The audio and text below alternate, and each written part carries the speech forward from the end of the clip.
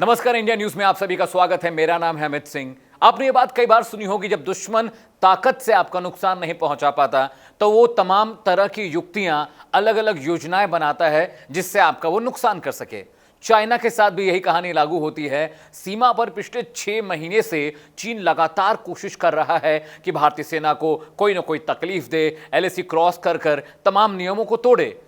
और जब इस प्रक्रम में, इस काम में, इस योजना में, इस साजिश में जब वो कामयाब नहीं हो पाया तो उसने इंडिया को तबाह और बर्बाद करने के लिए नई युक्तियां निकाली हैं।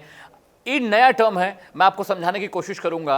आजकल मुल्क जब किसी से सीधा युद्ध नहीं कर पाते हैं तो वो हाइब्रिड वॉरफेयर टेक्नोलॉजी का इस्तेमाल करते हैं। इसके ज़रिए वो बिना युद्ध किए, बिना हथियार उठाए उस देश का बड़े पैमाने पर नुकसान करते हैं। मसलन उनकी बैंकिंग सिस्टम को तबाह कर देते हैं, उनकी टेक्नोलॉजी को तबाह कर देते हैं, सेना से जुड़ी जो खुफिया जो डॉक्यूमेंट्स हैं उनको चोरी कर लेते हैं। बैंकिंग सिस्टम के अलावा जो इकोनॉमी को मजबूत करने वाले पिलर्स हैं, यानी किस तरह से कॉरपोरेट्स काम करते हैं, पीएसयूज कैसे काम कर रही हैं, किस देश के साथ हमारा क्या कारोबार होता है, इस तरह की जो खुफिया जानकारियां होती हैं उनको चुरा कर मुल्क अपने दुश्मन के खिलाफ इस्तेमाल करते हैं। और चीन भी ऐसा ही कर रहा है। एक अखबार है इंडियन एक्सप्रेस, आप सबने उसका नाम सुना ही होगा। इंडियन एक्सप्रेस ने एक और रिपोर्ट जारी की है जिसमें उसने कहा है कि जो चीन है वो कॉरपोरेट हाउसेस की भी निगरानी कर रहा है, छोटे बड़े कारोबारियों की निगरानी कर रहा है। सिर्फ इतना ही नहीं, वो कारोबारी जो नए स्टार्टअप्स हैं, मसलन जोमैटो, स्विगी,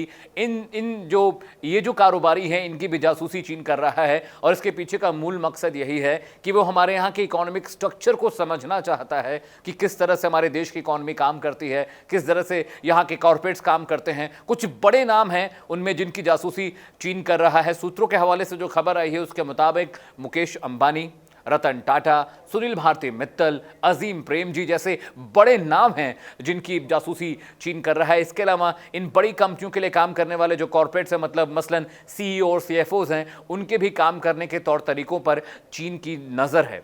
अब देखिए ये सारा खेल होता कैसे है। हम और आप अपनी रोज़मर्रा की ज़िंदगी में तमाम ऐप्स का इस्तेमाल करते हैं, मसलन पेटीएम, स्विगी, जोमैटो, गूगल पे, फ़ोन पे। बहुत सारे लोग ऑनलाइन मनी ट्रांसफ़र के लिए भी बहुत सारे ऐप्स का यूज़ करते हैं। बहुत सारे लोग हेल्थ ऐप्स का यूज़ करते हैं। ऑनलाइन फूड ऑर्डर करने के लिए भी तमाम ऐप्स मार्केट में हैं। तो ये ऐप हम अपनी निजी ज़िंदगी में तमाम ऐसी चीज़ें हैं जिनका ब्यौरा इन ऐप्स में हमको देना पड़ता है। मसलन आपकी उम्र, आपका एज, आपका बैंक अकाउंट, आपका पेटीएम, आपका एटीएम नंबर, एटीएम पिन, आपका पैन नंबर, आपके बैंकिंग डिटेल्स। होता क्या है कि हम इन ऐप्स का इस्तेमाल करते हैं अपनी ज़िंदगी को आसान बनाने के लिए, और चीन इसी का फ़ायदा उठाता है। इन्हीं ऐप्स के ज़रिए चीन हमारे निजी जो डेटा है, जो आंकड़ा है, उसको चुराता है। और ये बहुत बड़ा कारोबार है इंटरनेशनल मार्केट में, जहां बड़ी कीमत पर ये डेटा बेचा जाता है। मसलन आपने अभी तक सुना होगा कि भाई आपको एक फ़ोन आता है, वो आपको फ़ोन करने वाला बंदा या बंदी, महिला या पुरुष,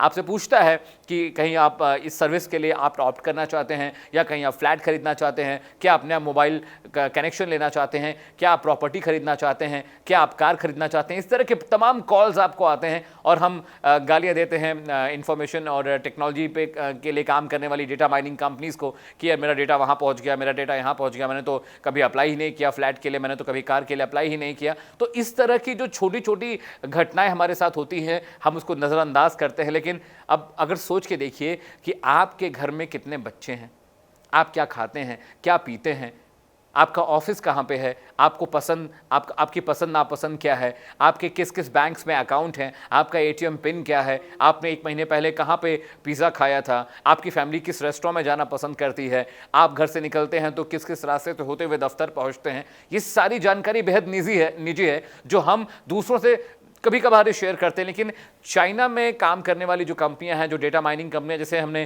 कल के एपिसोड में, कल का जो मेरा बुलेटिन था, चलिए वहाँ खबर, जहाँ मैंने आपको एक कंपनी का नाम बताया था जिसका नाम है जिन्हुआ। वो जिन्हुआ टेक्नोलॉजीज़ यही काम करती है। वो करीब उसके अकाउंट में करीब 1400 ऐसी एंट्रीज़ मिली हैं जिसमें भारतीय कारोबारियों से जुड़ी तमाम अहम जानकारियाँ हैं। इसके अलावा हमें पता नहीं चलता है इन ऐप्स के इस्तेमाल से, और कोई हमारी निजी ज़िंदगी में ताक झाँक करता है। मतलब जब से टेक्नोलॉजी अपग्रेड हुई, इंटरनेट आया, प्राइवेसी सिर्फ किताबों में होती है। प्राइवेसी का मतलब अब नहीं के बराबर है, प्राइवेसी बिल्कुल ख़त्म हो चुकी है हमारी और आपकी ज़िंदगी से। तो चाइना उन तमाम ऐप्स को ट्रैक करता है। और देखिए चाइना के काम करने का तरीका क्या है।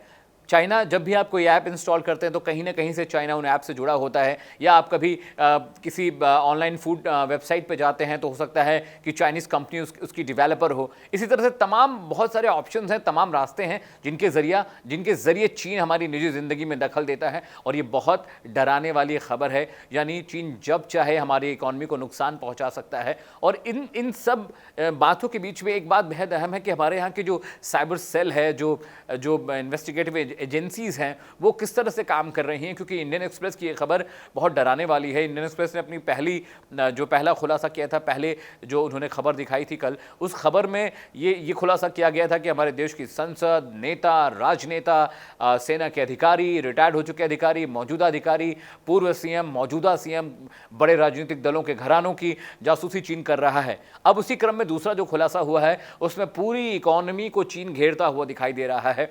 तो आज अपने स्पेशल प्राइम टाइम बुलेटिन, चलिए वहाँ खबर जहाँ मैं इसी खबर पे बात करूँगा।